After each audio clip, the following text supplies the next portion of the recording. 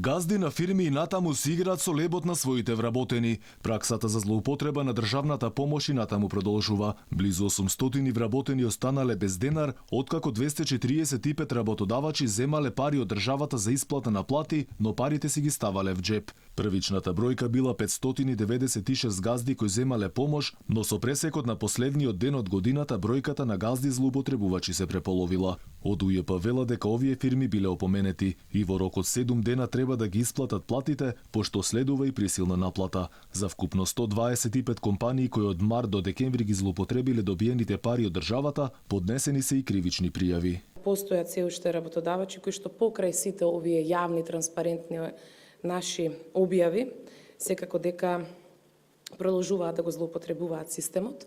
Минатата листа за месец октомври, овдека станува збор пред се за компании кои што имаат од 1 до 5 вработени, пред се станува збор за фамилиарни бизнеси, кои што не само што ги немаат исплатено платите преку оваа државна помош, туку и претходно немаат правено исплата на плати ке своите работници. Списокот на газди кои не исплатиле плати ќе биде јавно објавен в понеделник и за нив Генералниот секретаријат ќе бара кривична одговорност. Во јавното обвинителство се уште нема исход од првично пријавените 130 газди, за кои уште пред 4 месеци се поднесени пријави за отворање на кривична постапка. Вкупно 13.200 газди добиле државна помош од близу 20 милиони евра за исплата на ноемвриската плата.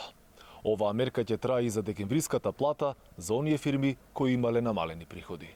Висината на помошта се движи од 14.500 до 21.700 денари и тоа во зависност од падот на приходот. Половина од фирмите кои користеле државна помош се оние вработени од текстилната индустрија. Токму во овој сектор газдите правеле бројни манипулации и наместо кај работниците парите си ги ставале в джеп. Некои работодавачи им дале половина од платата, а некои само 2 денари им исплатиле на нивните сметки.